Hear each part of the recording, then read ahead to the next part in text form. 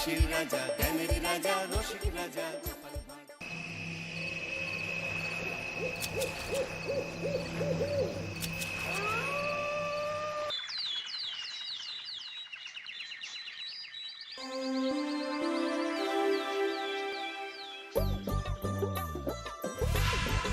দূর দূর, হঠাৎ করে কেন যে এত চুল ঝরছে বুঝতেই পারছি না। কতদিন হয়ে গেল চুল ওঠা আর থামছেই না। না, এমন হতে থাকলে তো মাথায় টাক পড়ে যাবে। না না না, আজ রাজবৈদ্যের কাছে পরামর্শ নিতে হবে। কি ব্যাপার মহারাজ, আজ আপনাকে এমন চিন্তিত দেখাচ্ছে কেন? জীবনে বড় দুঃখ গোপাল, মন মেজাজ একদম ভালো নেই। সে কি কি হয়েছে মহারাজ? গোপাল থাকতে দুঃখ কিসের? আর বলো না,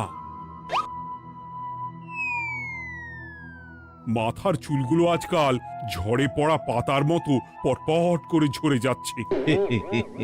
আমি তো জানি কেন এমন হচ্ছে, কিন্তু এখনই মুখ খুললে চলবে না। আর একটু বেশি বিপদ বাড়লে তখন মাঠে নামবো। তাই বলুন। এ তো খুব ছোট ব্যাপার, চুল ঝরলে টাক পড়বে, আর সেটা পড়া কত ভালো জানেন?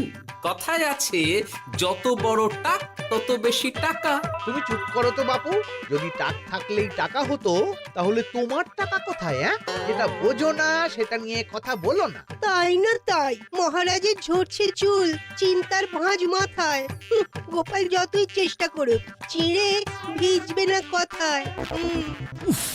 তোমরা সকলে থামো তো দেখি। ও রাজবৈদ্য, তুমি এর কিছু উপায় বলো। আগে মহারাজ, অনেক সময় দেহে ওই লৌহের পরিমাণ কমে গেলে এমন চুল ঝরে। আপনি বরং পালং শাক, ওই কিশমিশ, কলা ও আরো কিছু ফল আমি বলে দিচ্ছি, সেগুলো বেশি করে খান। আচ্ছা আচ্ছা আচ্ছা, তবে তাই করে দেখি।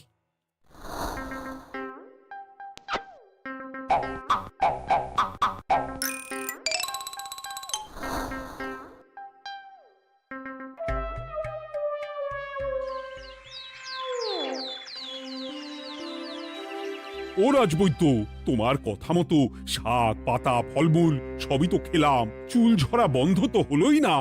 তো জানতামই এমন হবে। কিন্তু মহারাজ, এমনটা তো হওয়ার কথা নয়। কিন্তু হচ্ছে তো।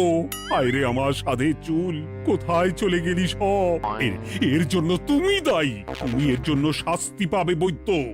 আমাকে আমাকে ক্ষমা করে দিন মহারাজ, এমনটা হবে এ তো আমি ভাবতেই পারিনি। কিছু মনে করবেন না মহারাজ, ছোট মুখে বড় কথা বলছি, কিন্তু সত্যি এখানে রাজবৈদ্যর কোনো দোষ নেই। ওকে শাস্তি দেওয়াটা ঠিক হবে না মহারাজ।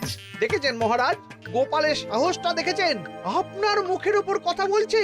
তা বলি, তুমি যখন এতই বোঝো, তাহলে নিজেই একটা আস্ত লোহা খেয়ে দেখো না, তোমার মাথায় চুল গজাচ্ছে কিনা।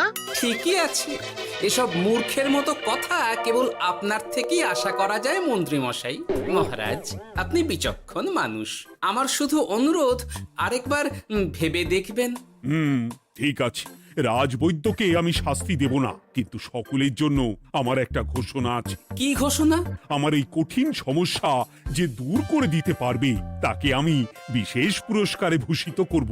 এই তো পেয়েছি, এই সুযোগ কোনোভাবেই হাতছাড়া করা চলবে না। এবারের সমস্যাটা সত্যি বেশ কঠিন। কি করলে যে মহারাজের চুল পড়া বন্ধ হবে সেই উপায় মাথাতেই আসছে না। হঠাৎ করে কেন যে এমন হলো কে জানে।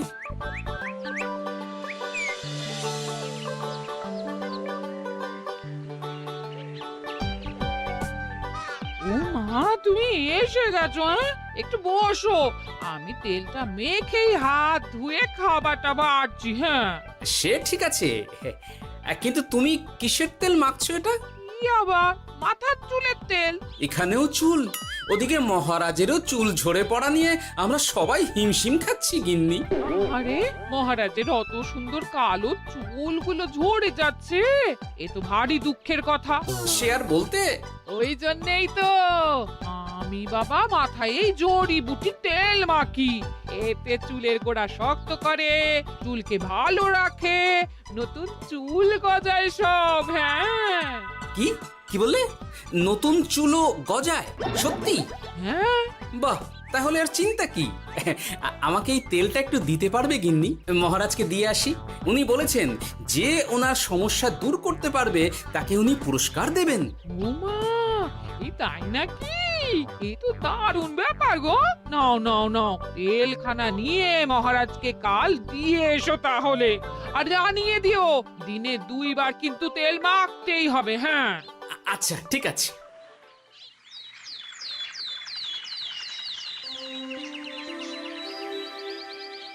কোনো উপায় খুঁজে পেলে তোমরা? আগে মহারাজ, আমি আপনার জন্য নকল চুল বানিয়ে এনেছি।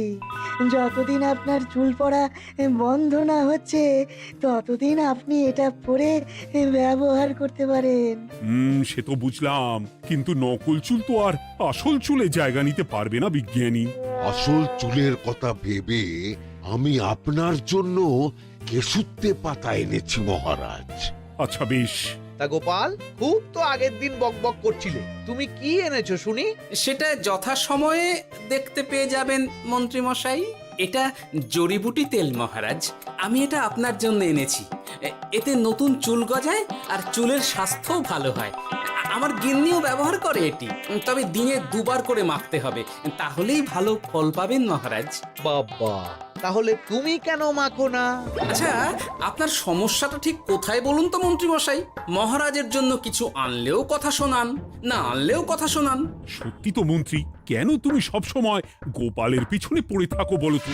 এরা তো তাও সবাই কিছু না কিছু আমার কথা চিন্তা করে এনেছে, তুমি তো সেটাও করনি। না, আসলে মহারাজ, আমিও ভাবছিলাম আপনার কথা, কিন্তু থাক, বুঝেছি। আহ, দারুণ। তেলের গন্ধটাও খুব সুন্দর। গোপাল, তোমায় অনেক ধন্যবাদ। আশা করছি ব্যবহার করলে খুব ভালো ফল দেবে। একদম দেবেই মহারাজ। দূর বাবা, ভেবেছিলাম এক, হলো আর এক। কোথা দিয়ে যে গোপালটা মাঝখান দিয়ে এসে নাক গলিয়ে ঢুকে পড়ে, খুব শক্ত পুরস্কার নেওয়ার। দেখাচ্ছি মজা।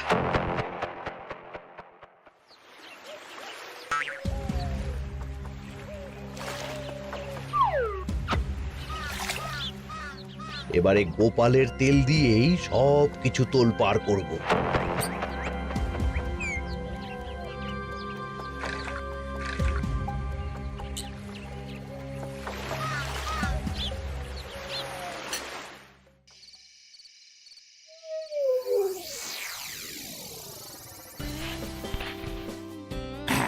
ব্যাস, হয়ে গেল 2 বার মাখা।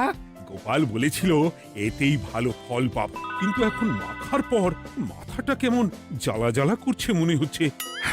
হয়তো নতুন চুল গজাবে বলে এমন হচ্ছে। কাল সকালে বোঝা যাবে। এতক্ষণে বোধহয় ছোট ছোট চুল গজিয়েই গেছে। কি এটা চুল গজানোর তেল ছিল নাকি পড়ে যাওয়ার? হে ভগবান, যেটুকু বাকি ছিল সেটাও ঝরে পড়ে টাক পড়েই গেল। হ্যাঁ, গোপালই হলো যত নষ্টের গোড়া। আজ আসুক সভায়।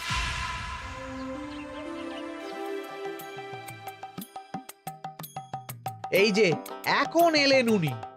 ও কি মহারাজ, আপনি এমন কাপড় মাথায় জড়িয়ে বসে আছেন কেন?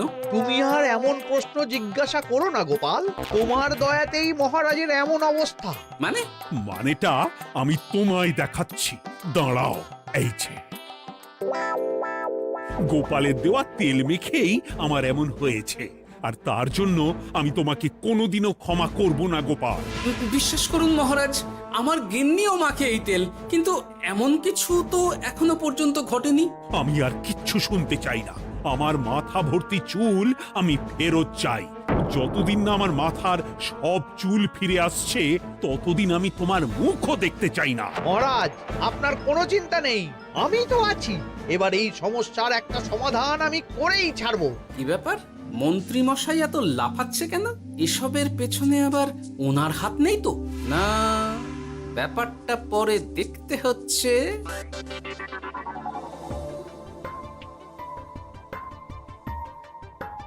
আমি বলি কি মহারাজ, এই সময়টা বরং আপনি নকল চুলটা মানে মানে পরচুলা ব্যবহার করুন। হ্যাঁ, অগত্যা, কিছু তো একটা গন্ডগোল আছেই।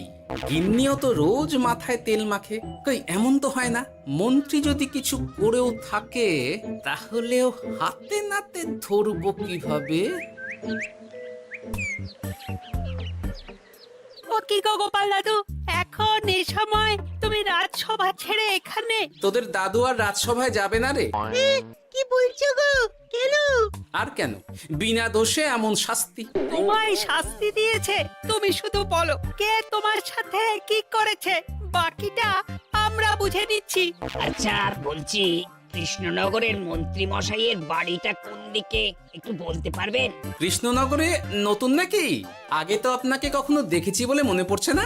হ্যাঁ, আমি এখানে থাকি না, আমি এখানে আমার কাজে এসেছি, তাই মন্ত্রী মশাইয়ের বাড়ির ঠিকানাটা যদি একটু বলে দেন। নিশ্চয়ই, এ পথ দিয়ে সোজা চলে যান, তারপর কিছুটা ডান দিকে গেলেই পেয়ে যাবেন। আচ্ছা, অনেক ধন্যবাদ। ভিন গাঁয়ের লোক মন্ত্রী মশাইয়ের বাড়িতে, ব্যাপারটা বেশ সন্দেহজনক লাগছে। এই এই গুলটে ন্যাপলা, তোরা তোরা দুজন একটু আড়াল থেকে দেখতো লোকটা মন্ত্রী মশাইয়ের বাড়িতে ঠিক কি জন্য এসেছে, তারপর আমায় খবর দিস। ঠিক আছে গোপাল দাদু। তোমার আবার এখানে আসার কি দরকার ছিল? আমি তো বলেছি যে আমি ঠিক গিয়ে তোমার পাওনা গন্ডা মিটিয়ে দেবো। মিটিয়ে দেবে? কতদিন হয়ে গেছে জানেন? দেখো, হয় আমার কীটনাশক আর সার সব ফিরিয়ে দিন, নয়তো আমার জিনিসের দাম মিটিয়ে দিন। কীটনাশক, সার আর কি করে ফেরত দেবো বলো? ও তো সব পুকুরের জলে মিশে গেছে। ওসব আমি জানি না, আমার পাওনা গন্ডা মিটিয়ে দিন, ব্যাস। চল চল, এখনই তাহলে গোপাল দাদুকে গিয়ে সব জানাই। হ্যাঁ, চল চল। দাদু, ও গোপাল দাদু। তোরা এসে গেছিস? আয় আয় আয় আয় আয়। মন্ত্রী মশাইয়ের মুখ থেকে অনেক খবর পেলাম। তাই নাকি? কি শুনি? মন্ত্রী মশাই ওই লোকটার কাছ থেকে অনেক কীটনাশক সার নিয়েছে, কিন্তু এখনো জিনিসের দাম মেটায়নি। হ্যাঁ, ওই জন্যই তো মন্ত্রী মশাইয়ের উপর লোকটা খুব রেগেছিল, হুমকিও দিয়েছে 1 সপ্তাহের মধ্যে জিনিসের দাম সব মিটিয়ে দিতে হবে। তাই নাকি? কিন্তু কীটনাশক সার নিয়ে মন্ত্রী মশাই কি করবে? সেটা তো বলতে পারবো না দাদু। তবে হ্যাঁ, মন্ত্রী মশাই ওই লোকটাকে বলছিল যে ওই সব কীটনাশক সার পুকুরের জলে মিশে গেছে। কি বললি? পুকুরের জলে? আচ্ছা, এবার দুয়ে দুয়ে 4 করা গেল। অনেক ধন্যবাদ রে তোদের। বল বল, তোরা কি খাবি? কিচ্ছু লাগবে না গোপাল দাদু, তবে ভোলা বয়ের আর মিষ্টি খাওয়ালে। আচ্ছা আচ্ছা।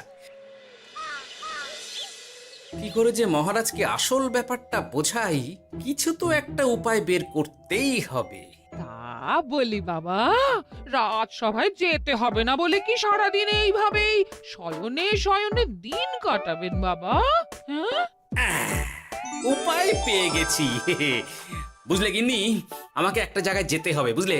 তারপর ওখানে যদি কাজ হয় তাহলে আগামীকাল রাজসভায় আমি যাব। কিন্তু তুমি যে বলেছিলে তোমার এখন ছুটি। হ্যাঁ, কি আর করি বলো, গুরুত্বপূর্ণ একটা কাজ, তাই যেতেই হবে। আচ্ছা যাও। ওই গো বিজ্ঞানী, আরে গোপাল যে, বলো। এই যে বিজ্ঞানী, একটা বিশেষ দরকারে তোমার কাছে এলাম, বুঝলে? হ্যাঁ, বলোই না। আচ্ছা, এই দূষিত জলকে কিভাবে আবার পরিশুদ্ধ করে বলতে পারবে? কেন পারবো না? জলের মধ্যে একটু চুন আর ফটকিরি দিয়ে দিলেই জল আবার দূষণমুক্ত হয়ে যাবে। তবে ওগুলো দেওয়ার পর কিছুদিন সেই জলকে ব্যবহার করা বন্ধ রাখতে হয়। হ্যাঁ। আচ্ছা আচ্ছা, অনেক ধন্যবাদ, আসি তাহলে। হ্যাঁ,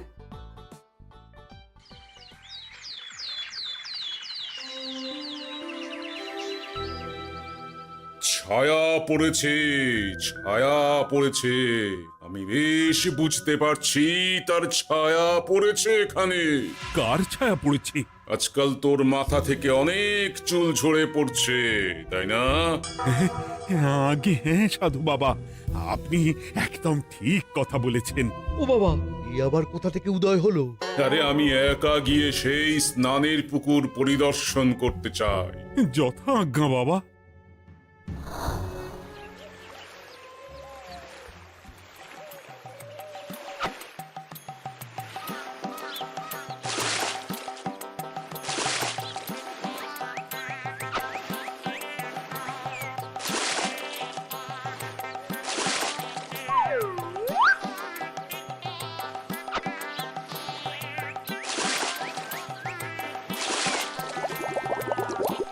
যাক বাবা, মোটামুটি সপ্তাহখানেক এভাবে থাকলেই পুকুরের জল আবার আগের মতো পরিষ্কার হয়ে যাবে। এবার শুধু মহারাজকে একটু বুঝিয়ে বললেই হয়ে যাবে।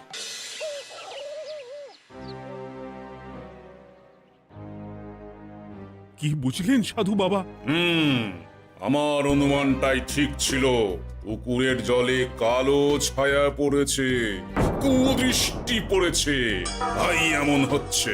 সে কি? কি কালো ছায়া? যত সব বাজে কথা। জল দূষণ করলাম আমি, আর দোষ পড়ছে কালো ছায়ার উপর। তাহলে এখন কি হবে? চিন্তার কোনো কারণ নেই।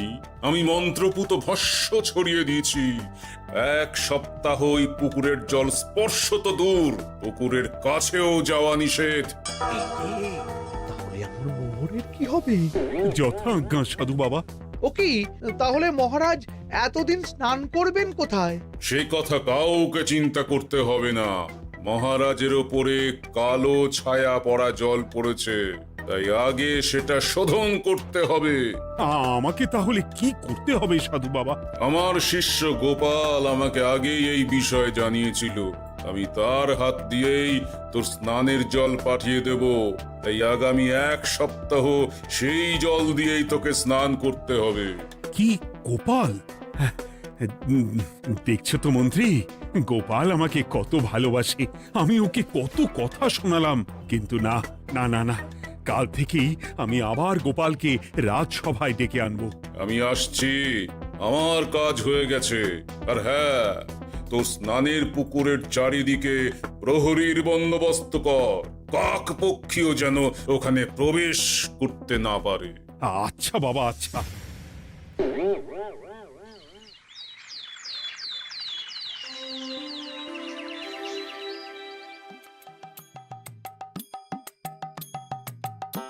গোপাল, তোমাকে আবার এখানে দেখতে পেয়ে আমার খুব ভালো লাগছে। তোমার গুরুদেব গতকাল এসেছিলেন, কিছু মনে করো না। না বুঝেই তোমাকে অনেক কথা শুনিয়েছি। না মহারাজ, আমি জানি আপনি আমাকে খুব ভালোবাসেন, তাই আমি কিছু মনে করিনি মহারাজ। এই নিন, আমি আপনার স্নানের জল এনেছি। হ্যাঁ হ্যাঁ হ্যাঁ, দাও দাও দাও।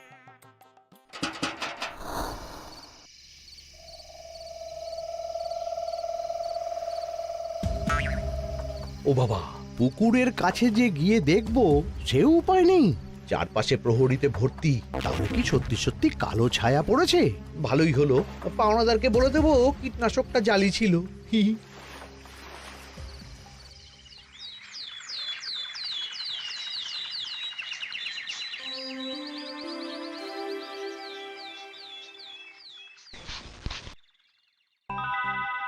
এই তো আমার সেই পুরনো কালো চুলগুলো আবার ফিরে এসেছে। আহা, কি যে আনন্দ হচ্ছে দেখে। আজ 1 সপ্তাহ সম্পূর্ণ হলো। গোপালের জন্য আমার স্নানের পুকুর থেকে কালো ছায়া দূর হয়েছে।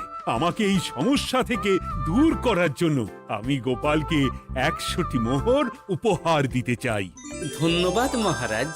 দূর, আমার আর ভালো লাগে না। সব সময় গোপালই মোহর পায়, এটা তো আমার পাওয়ার কথা ছিল। এদিকে আজকে পাওনাদারও আসবে।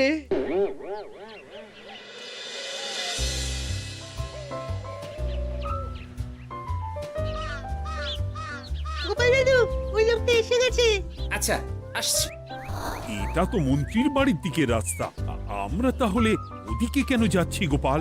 আপনার পুকুরের আসল রহস্যটা কি সেটা আপনি জানবেন না মহারাজ। মানে নিজের চোখেই দেখুন, তাহলে বুঝতে পারবেন। আর একটু সময় দাও আমায় ভাই, এমনিতেও তোমার কীটনাশক কোনো কাজের নয়। কি এখন এসব কথা? আর একদিনও সময় দিতে পারছি না। একটু বোঝো, একটু। সব আমি মহারাজের পুকুরের জলে মিশিয়ে দিয়েছি। মন্ত্রী, তুমি তাহলে সেই কালো ছায়া?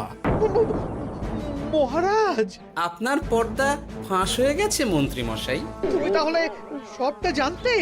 একদম প্রথম থেকে। রে, খুব জোর ফেঁসেছি। এদিকে পাওনাদার, ওদিকে মহারাজ, এখান থেকে কেটে পড়তে হবে। গন্ডগোল করে আবার পালানো হচ্ছে তবে রে। বলো, কেন করেছিলে? মহারাজ, আমি ভেবেছিলাম আপনার সব চুল উঠে গেলে আমি আপনার কাছ থেকে চুল গজানোর ওষুধ দেওয়ার নামে অনেক টাকা লুটবো। কিন্তু সেই ভাবনা ভাবনাই থেকে গেল, সেগুড়ে যে বালি হয়ে গেল। ভাবা যায় চুলের জন্য চুলো চুলি, হ্যাঁ?